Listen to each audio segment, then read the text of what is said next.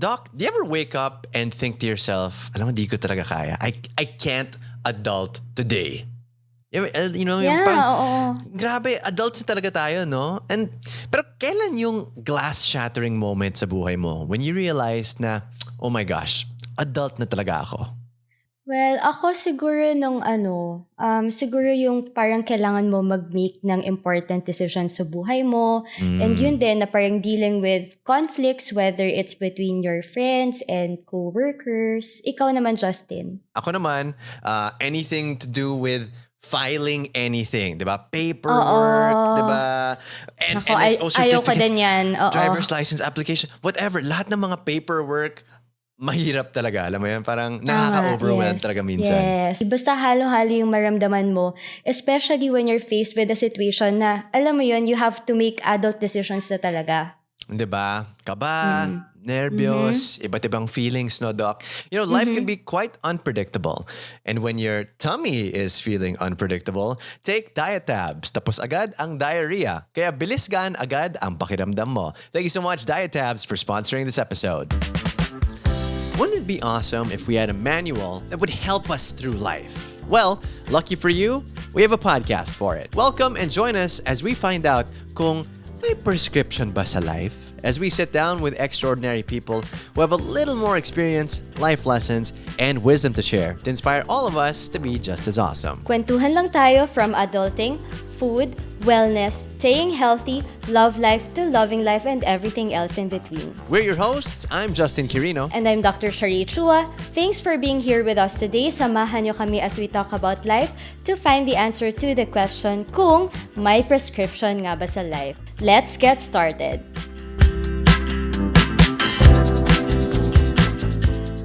Hi, Justin. What's up? What's up? What's up with you? Just waking up, But you know what? I have this one question in my mind for you, Doc. No? What's one adult problem that no one prepared you for? As in, sobrang clueless ka sa topic na yon. Well, ako siguro budgeting and yun nga, earning a good salary, yet never having any savings because of bills. Ikaw? Okay. Spending that money Yes. time is a Doc Sheree. Okay. For me, I guess it's anything like what we were talking about earlier, no? Anything to do with applications for anything, diba? Bank loan, auto Yes. loan, condo bills, payments, diba? All of these things, and you realize it actually takes so much time. Yes. It takes so much of your even mental energy and patience to get these things done. And when you're growing up, as a kid, you look to your adults with awe and you have that trust for them, right? But you never think about their day-to-day life at yung mga struggles nila sa day-to-day life na yun. And that, when you look at them, you think, you know what, adulting should be fine. Yeah, tapos yung pala parang they're just trying to look like it lang no? Oh, diba? Just so that they're superheroes talaga in our eyes. In which case, it seems like it worked, no? But good thing nowadays, Doc, we have books, we have the internet, right? These are free. You pwedeng basahin, panoorin, pakinggan. Diba? So many different mediums that are dedicated to guide or at least, to help you with what you're going through and make you feel like you're not alone in this adulting thing. Just like Growing Up with Ben and Chris, it's a podcast where they talk about anything about adulting based on their personal experiences. And you know what, Justin? Why not let's just ask one of them kung paano nga ba? Here with us right now is one half of Growing Up with Ben and Chris, YouTuber Benedict Cua. Hi, Ben! Hello, Ben! Hello! Hi! Grabe yung one half. Parang height ko yung tinutukoy dun sa one half. Good morning, Hindi Ben. naman. Good morning. Good morning. When we're recording this right now, Nakapagkape na ba? it is the morning. And we were just talking about how Ben and I actually, hindi kami morning persons. Hindi kami morning people, no? Hindi talaga. Hindi. Kasi pinipilit kong idilat yung mata ko ng todo. Ganun. Wow, Ben, parang kasama din yan sa adulting, Minsan talaga kailangan gumising na maaga, no? Totoo. Diba? May mga responsibilidad talaga na naman dati pero kailangan na ngayon. Oo, diba? Yeah. Oo. Dati, you have to wake up at 6 a.m., 7 a.m. for school. Ngayon, 8 a.m. Hassle. 8 a.m., diba? Hassle. I know.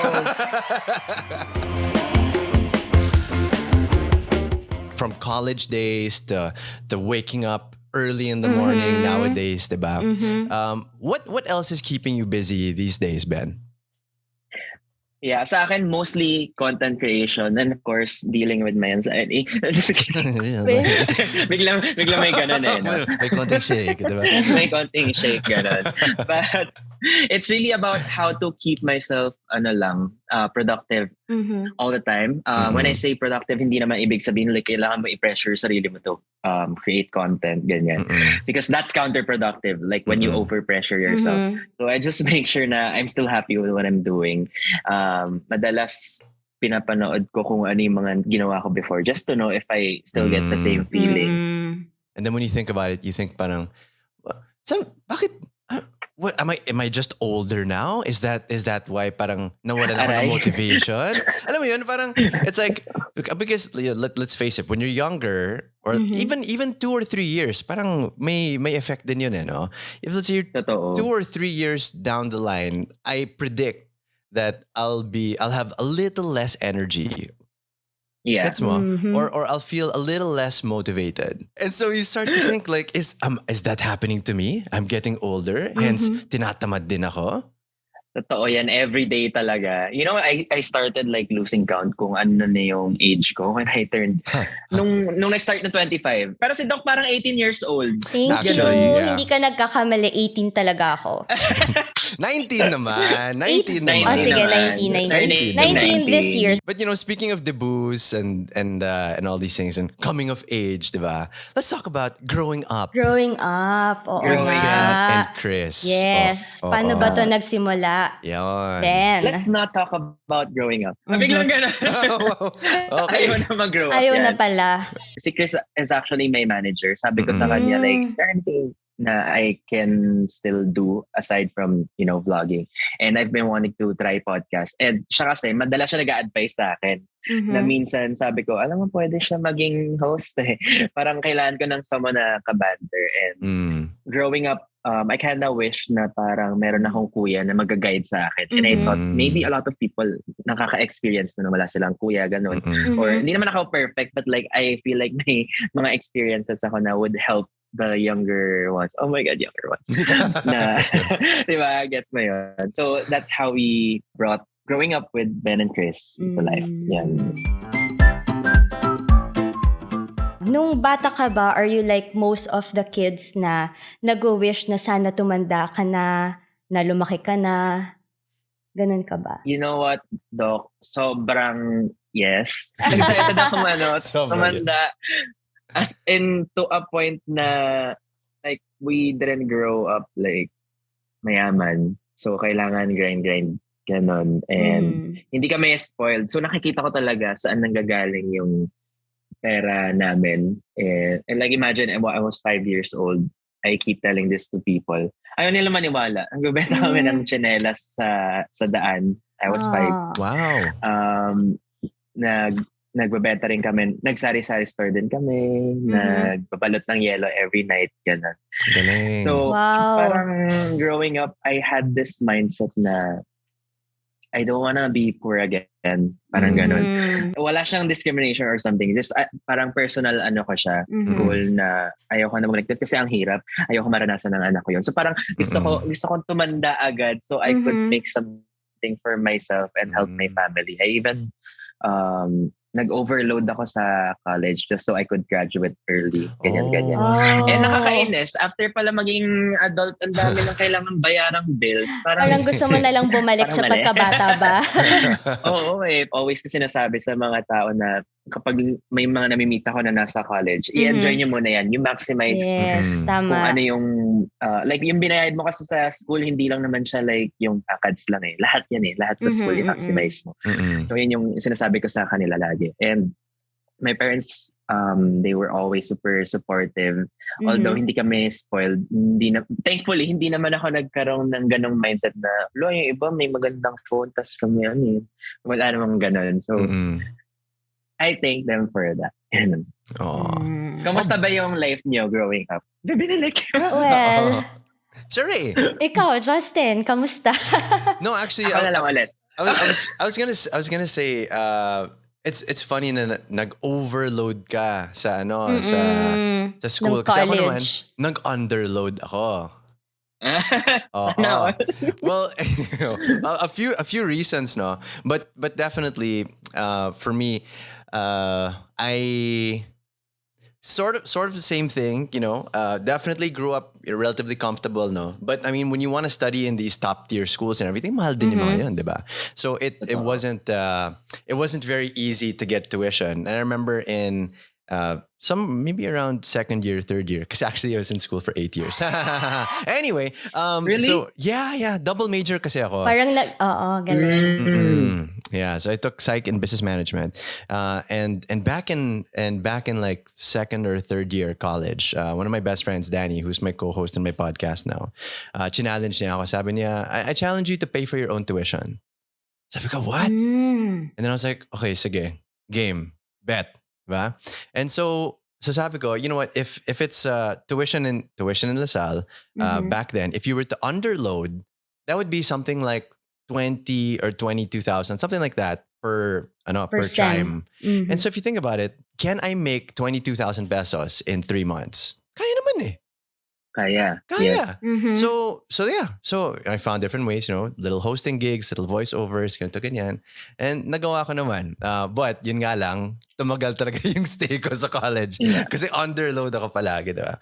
But conversely naman, I got a lot of the good experiences of especially networking, diba? Isipin mo yung mga, like when you graduated, diba? I was still there. Nandiyan pa rin ako.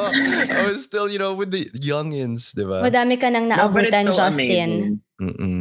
Yeah, and pero nakaka-amaze kasi like iba talaga din yung nagagawa ng like diskarte. Diba? Yes, Kasi diskarte is not something super easy to do. Kailangan mo talagang malaman kung saan ka kikita para mabayaran mo yung tuition mo. Yes. And idol, kailangan natin talaga maging patient when it comes to that. Hindi natin, minsan kailangan talaga i-rush lahat. Kasi the more you rush, the more pressure you put on yourself. Talagang, di ba nga, like, counterproductive talaga siya. Like, ako kapag sobrang napapressure ko sarili ko, mas lalo ako na-anxious. And when I'm anxious, nakahiga na lang ako.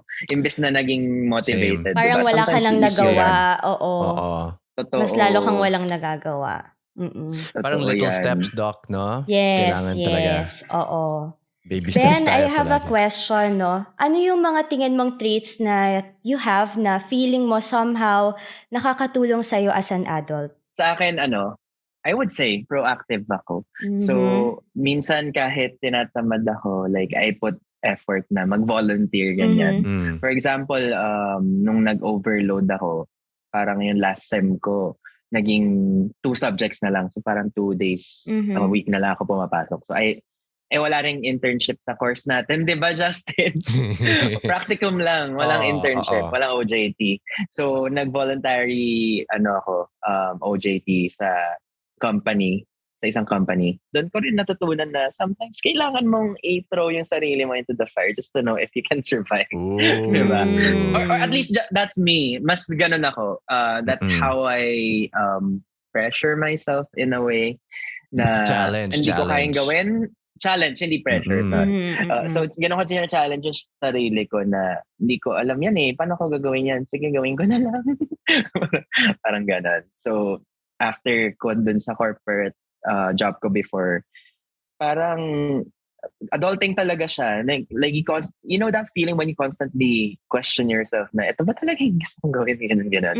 And then, minsan hindi ka sure, so try ka lang ng try. Acting workshop, carpentry workshop. Grabe, ang sipag mo naman. Hindi. Parang Doon napunta lahat ng savings ko. Parang all around ka, no, Ben?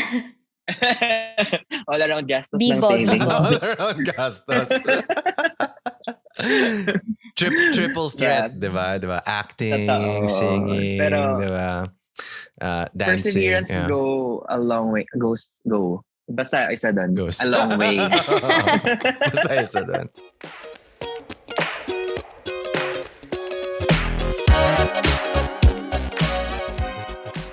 I think safe to say, sige, adults na tayo.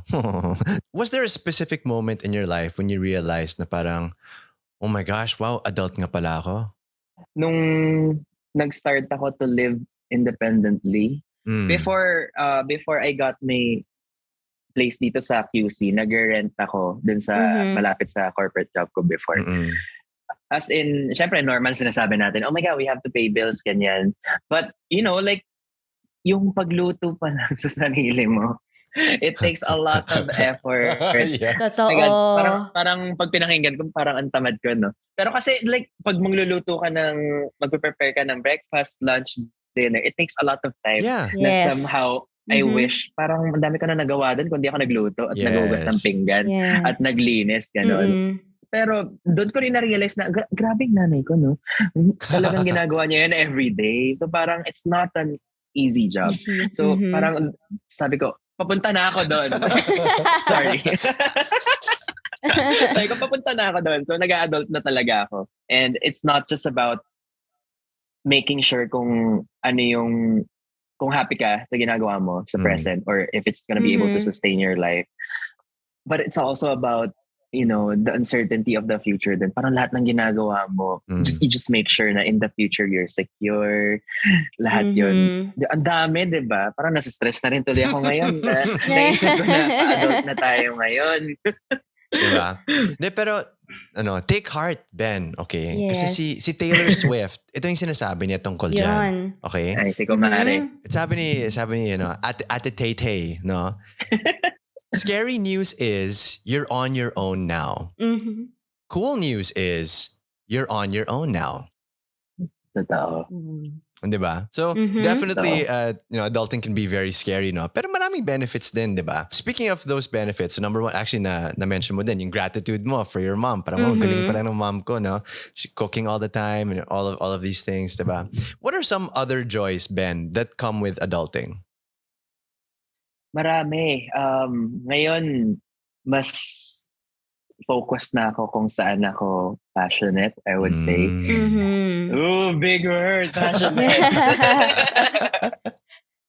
Totoo. Kasi before, di ba, parang naisip mo, how can I help my family? How can I contribute? Di ba? Pero ngayon, since na-experience ko na, I feel like after graduation until yung ganitong age ko ngayon, yun yung stage of like figuring out kung saan ka talaga passionate about. So like, I'm lucky na figure out ko na it's about content creation. And parang yun yung art na pinili ko. So ngayon, happy ako na I get the chance to hone it even more.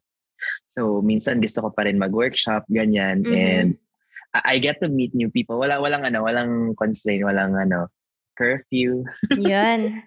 Diba? Yun ang pinaka-important, walang curfew. Pero syempre, yun yung fun part. Yun yung sobrang na-enjoy ko na sometimes kaya ko din palang to meet new people and discuss potential partnerships with them. Na usually hindi mo nagagawa nung student ka, 'di ba? Kasi parang chika-chika lang yun. True. Pero ngayon, totoo na. Totoo na siya.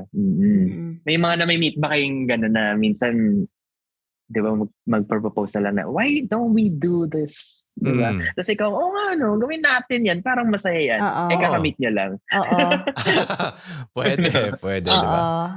Especially kapag mga entrepreneur yung mga kasama mo, di ba? Ito, gawin natin, di ba? Yeah, totoo. Tapos minsan naisip ko, ang sad na there's no going back dun sa times na nasa college yep.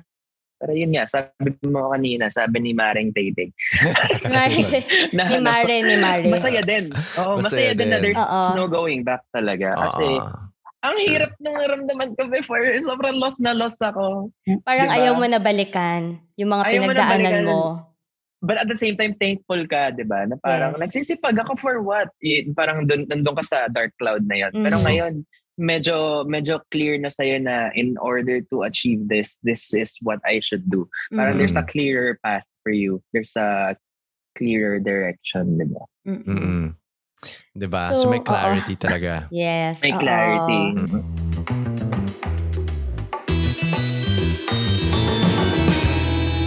So Ben, let's talk about shock factor naman. What are the biggest surprises or challenges of adulting nobody prepared you for? Ang dami din. Like, failures. Ang daming beses ko. Like, after ko dun sa corporate job ko, I tried to put up a business with someone na I used to work with also. His name is... Joke lang. Tapos, nadaya ako sa negosyo. Oh First time ko no. nadaya. Oh. And first time ko din kasi na parang ma-experience na kasi before parang pag magnanegosyo ako tas good friend naman. Yes, oo. Parang wag na mag-contract tayo lang yan. Parang tiwala.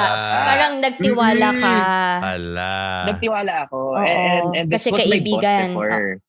Hindi lang kaibigan, Mhm. parang naging tatay ko rin, mentor ganyan. So parang ako, okay, sige.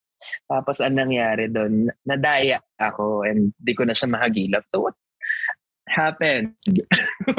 At that age, parang hindi pa ako ready to deal with like how to file a demand letter. Oh, Ganun. Demanda. Yeah. So I was so clueless. Sobrang, syempre, ayoko din sabihin sa mom and dad ko, Mapa, help. Kasi ako yung, like, I put myself into that position. So parang I cannot depend on someone else to deal with my problem. That was a super difficult time. But it also taught me a lot. Ngayon, kahit friends tayo, kahit si Doc Jerry gusto mo mag-business tayo, magkokontrata tayo, kahit kapatid kita. Kailangan may kontrata. Magkokontrata tayo. Just so clear. Iba kasi ang business, iba Para yung black and personal white relationship. din. Yes, exactly. So, kailangan mo rin i-fulfill talaga kung ano yung responsibility mo. If you were able to fulfill that, then there are consequences. So, yun talaga yung mga unexpected challenges na, oh my God, adult talaga ako. Grabe. Diba? And speaking of unexpected challenges and surprises, no? Matanong ko lang, Ben, no? Right now, I've heard down the grapevine that that Unilab deems you as a trusted user of diatabs. Oh my God. Ano yung kwento dyan? Why does Unilab deem you as a trusted user of diatabs? Nakakahiya na gusto mo. Nakita nila yung sa vlog ko na dun sa Boracay and nung nagmukba ako with my brother. Kasi ako, okay lang ba sabihin niyo? Yeah. Taihin talaga ako. As in, I'm not sure if it's because of my anxiety or mabilis lang yung metabolism ko. Pero hindi, hirap ako magpigil. So, like one time, like, kapag ka nasa beach ka, tapos gusto mo bumalik sa hotel, maraming types of, poopski Minsan, yung hindi, okay, minsan yung alam mong utot lang, pero minsan UST. Narinig niyo na ba yung UST? Ano yun? Utot sabay. Okay. So minsan, alin kaya yun dun? So parang nahihirapan ako. Kaya kailangan ko talaga mag-meds. Minsan kasi unexpected talaga siya. Yes. Katulad ng kunyari, nasa press, conference ka or nasa maraming tao. Tapos alam mo maraming tao din sa CR. Alam mong ikaw lang yung nandun na pumasok sa cubicle. So, ganon. So, kailangan mo talaga. May anxiety talaga, di ba? Oo. Oo, totoo yun. Meron talaga. Alam mo yung malapit na yung CR, tas doon pa siya talagang totoo. Lalabas. Oo. Hindi man lang umabot no? Diba? Oo. Nakakainis. Or even when you're there, diba? Let's say you're already, sitting down on your throne, diba? Doing the business. Ayaw mo din na maingay. Kasi naka-conscious ka din sa iba. Baka yung sa isang stall or something, di ba? Number 1 lang siya, ikaw, mega number 2, di ba? parang gano'n, di ba? Tapos di mo pa alam saan ang galing yun. May nainom ba ako ng maduming tubig? May nakain ba ako na masamang bagay? Di ba? Parang, dati naman, pag gano'n, lang ako, chill lang ako. Pero like, the more you get older talaga, doon ka pa na-overthink na, naku, bawal ata kumain ng ganyan kasi may event ako bukas, bawal akong ganyan. Diba? Nakakapraning. According to the Anxiety and Depression Association of America or the ADAA, okay? Quote natin yan, okay? When a person is anxious, the body releases hormones and chemicals. Okay, these can enter the digestive tract and disrupt the gut flora, which can result in a chemical imbalance that leads to diarrhea. Diba? So yun talaga yung anxiety and everything na yun, diba? May hormones and chemicals din na nakasama dyan.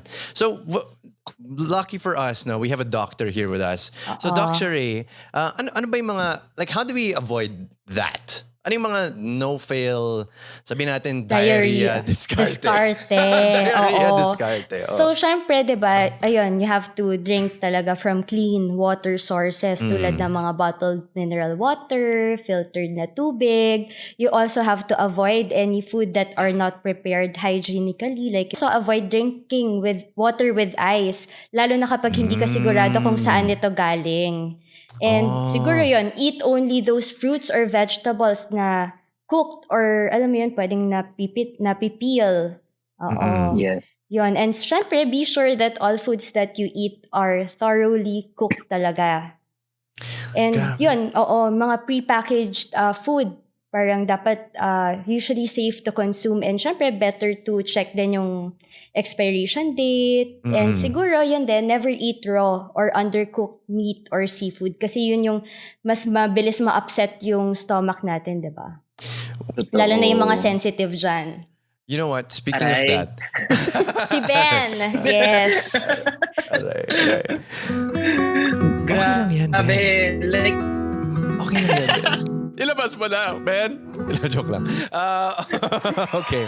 But you know what? Now that you said that, Doc Sheree, it also depends on exactly how sensitive, because each person has different sensitivity din, di ba? Like I remember, or let's say, maybe conditioning, parang gut conditioning. Like my cousin before from Holland, from the Netherlands, diba? When he would visit here in the Philippines, he never ever get tap water. Number one, okay? He never got tap water and never got ice because he knows that the ice comes from tap water. So palaging, as in, ang laki ng gastos niya sa bottled water palagi. Laging diba? bottled water. Pero ang importante nun talagang, nag-iingat siya. Kasi alam na niya. Totoo. True. Ang hirap din talaga to live independently kasi sinabi ni Doc kanina, yung mga prepackaged food, like make sure na hindi pa siya expired. Minsan talaga, oo, di mo napapansin, ang tagal na sa ref. Expired Minsan na to. nga, Sige, yung pwede bawang pa to. Pwede pa. Oo, pwede pa yan. Ano pa lang kakainin Sayang pa. to.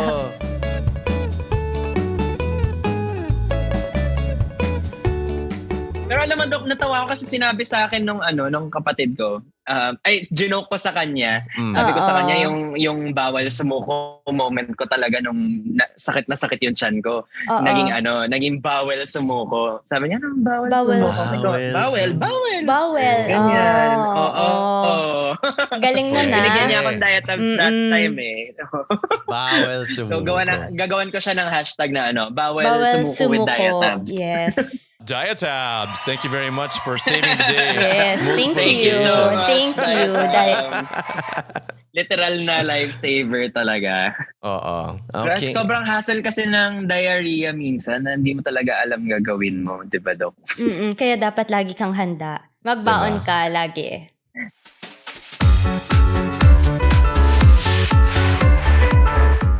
And speaking of things na baon, si Doc Sheree, meron siyang baon dito na mga tanong para kay Benedict Cua in a segment that we like to call Fast Doc. Basically, what's going to happen is Doc Sheree is going to ask Ben a series of questions that he has to answer very fast. Kasi Fast Doc nga. Okay? Fast Doc. So, Benedict Cua, are you ready? Ready?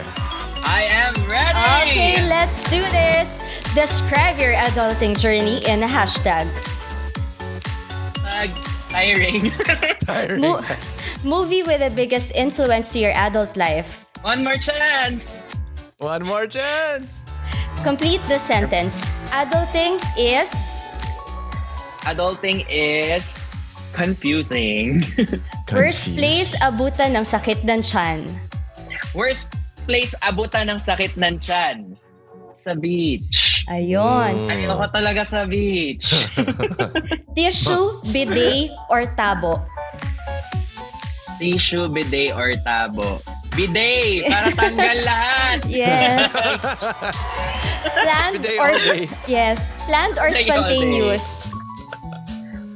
Spontaneous. I'm not a planning type of person. Okay. Bakit nag-explain? Fast Doc natin. Last place you poop na hindi sa bahay mo. Kakarinderya! Ay, Malapit dito. yes or no, poop on the road? Yes! Ay, ba't ang saya ko doon? Yes! Mabilis or matagal? Yes. Oras ng pag-poop. Matagal. Enjoy na enjoy. Gamot sa diarrhea that saves the day. Diet-tabs! Yeah. Sure. Diet-tabs talaga. As in, sobrang gaan sa pakiramdam, sobrang gaan sa bulsa. Gaantisado talaga with diet-tabs. Yeah. Yan. Thank you, Ben. Oy, hindi nyo pinansin yung pan ko na gaantisado. In short, garantisado. Gaantisado. Gaantisado. Pani yan si Ben. Diba? Mukhang madami tayong natutunan ngayon, Justin, no? Oo nga, gaantisado. Diba? Gaantisado. Tsaka yung bawel sumuko. Bawel sumuko. I love it. And speaking of bawel sumuko, no? Do you have any final words, Ben, for all of our listeners here about adulting? Ako talaga, do not overpressure yourself. Kasi once you overpressure yourself, it gives you a lot of... So what you just have to do is to find something na you can do and at the same time makes you happy.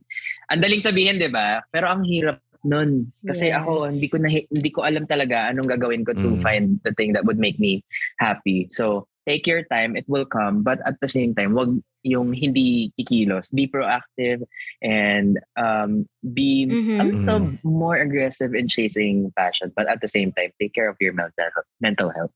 Galing. I love it. Benedict Cua, ladies and gentlemen. Thanks so much for joining us today, Ben. Thank you. Thank you for inviting me here.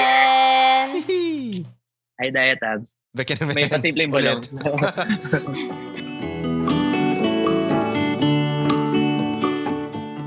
Wow, Benedict Cua, ladies and gentlemen. Grabe. It's so Grabe good to talaga. see. Oh, it's so good to see where he is now, you know. And I literally saw him from college. I literally saw him grow up. Kinda, di ba? So Justin, may prescription ba sa life? Alam mo, Doc Sheree, feeling ko sa conversation natin with Ben, meron talaga eh. No? What I like was when he was saying that if he's too anxious, about being productive, he'll end up just going to bed and staying there and procrastinating and not doing that goal na or not getting to that goal already, right? So that little insight really showed me na kailangan talaga baby steps, you know, yes, and we shouldn't pressure ourselves with these big. Parang we need to break it up into bite-sized actions. Diba? You have a goal, break it up into little bite-sized actions. Baby steps hanggang ma-reach mo yung goal. So tama nga yun na talagang wag i-pressure yung sarili, enjoy lang yung life kasi darating ka din dyan. Wag magmamadali. Actually, another takeaway I have from Ben is yung nagpaparinig siya. Baka naman, Unilab, baka naman. Yes, baka naman. Diet-tabs, baka naman. And look what happened, right? So they ended up sending it to him and everything.